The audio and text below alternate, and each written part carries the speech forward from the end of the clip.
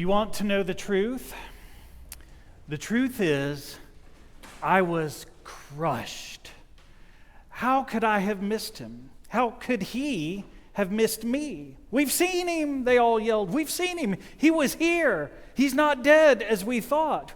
What? I said. You guys are crazy. This is no time to be joking.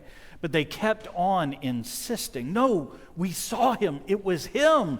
He looks different, but we know it's him. He showed us his hands, the mark of the nails. We're telling you, it was him. Boys, I said, stop it. Face facts. He is dead. I don't know what you saw or what you think you saw, but it must have been someone else. It was an imposter. He is dead. And we have to move on. The sooner you get that through your skulls, the better off we're going to be. Now, I said all of that, but the truth is, I was crushed. Because what if they were right? What if he were not dead? What if they had all gotten to see him and I am the one who missed the one and only opportunity? I mean, I loved him so much. I was so loyal and I missed out? Why didn't he come to see me? All my life since then, people have called me Doubting Thomas. But listen, my problem was not that I did not believe. No, I believed. I believed just enough to be hurt that he came to all of them, but he did not come to me. I believed enough to feel unlucky, unworthy, unloved, crushed. Now, I've always been a concrete kind of guy. Now, I say concrete, but I don't mean a blockhead like Peter. That guy never thought anything through. And by the way, as long as we're talking, just you and me, it has always irked me that I got stuck for all of history with the name Doubting Thomas, while they call Peter the Prince of the Apostles. Come on, really? You know, Peter doubted too. In fact, he denied Jesus 3 times. I love the guy, but don't get me started. Now, I say I'm a concrete kind of guy because I like to think things through. When Jesus would give us a hard teaching, I would not shy away. I would ask questions. I would try to understand. You know, before he died, he told us, "You know the place to where I am going." But I piped up and said the one thing everybody was wondering, but no one was willing to ask. "Lord," I said, "we don't know where you're going. How can we know the way?" And I'll never forget what he said. He said, "Thomas, I am the way and the truth and the life. No one comes to the Father except through me."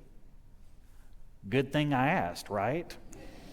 Or what about that time when he set his face toward Bethany and Jerusalem to go heal our friend Lazarus, knowing that the authorities were out to get him and would probably be there waiting to arrest him? No one else wanted to go, but I was the one who said, "No, let us also go, that we may die with him." I loved him. I was committed to him. So when the day came that Peter and John and Mary and everyone else started saying, he's back, we've seen him, he's back," I thought, there is no way. Say he were still alive, surely he would have come and seen me too. So I looked them in the eye and said, "Nope. Unless I see the mark of the nails in his hands and put my finger in the marks and my hand in his side, guys, I will not believe it."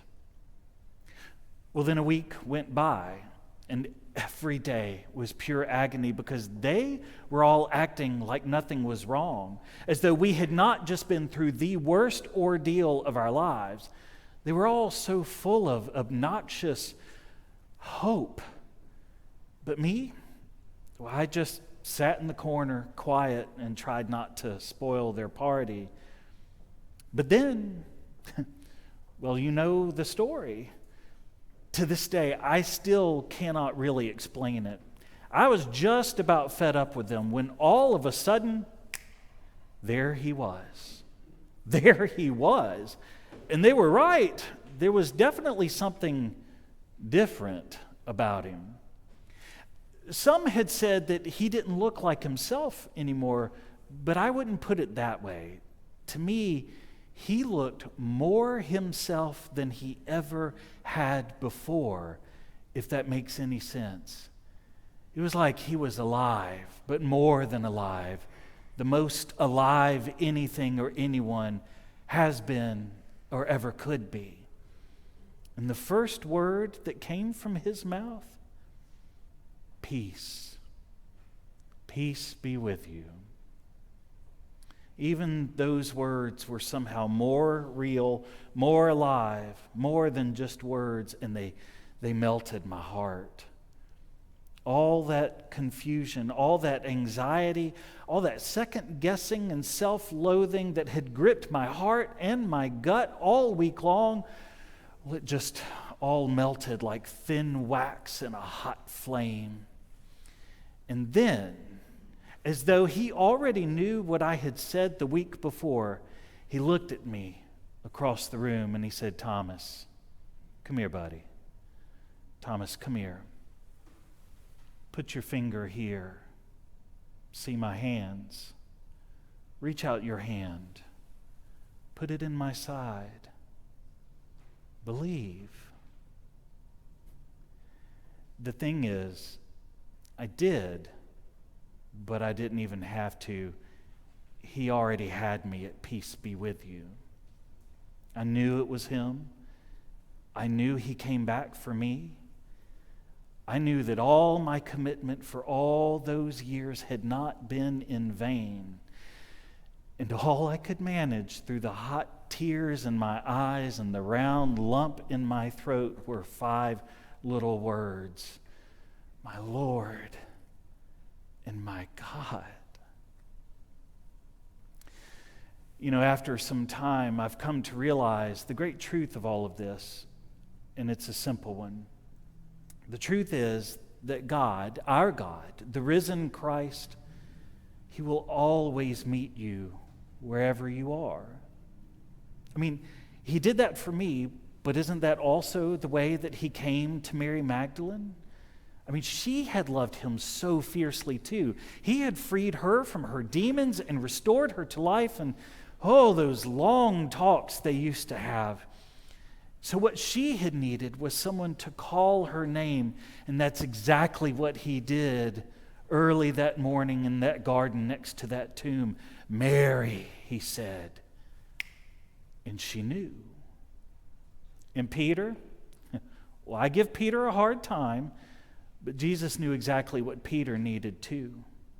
Peter needed a second chance and a third. After denying Jesus 3 times, Peter needed to know that all was reconciled, all was forgiven. And so at another time, there on a beach, Jesus looked at him and said, Peter, do you love me? Yes, Lord, you know I do. Peter, do you love me? Lord, you know I do. Peter, do you love me? Yes, Lord, I love you. 3 denials, 3 second chances. He knew what Peter needed, and he met him right where he was. People say what I needed was proof, but I'm not so sure. I think what I really needed was what so many of us need. I just needed to know that I had not been overlooked, that I was not forgotten, that I was not all alone.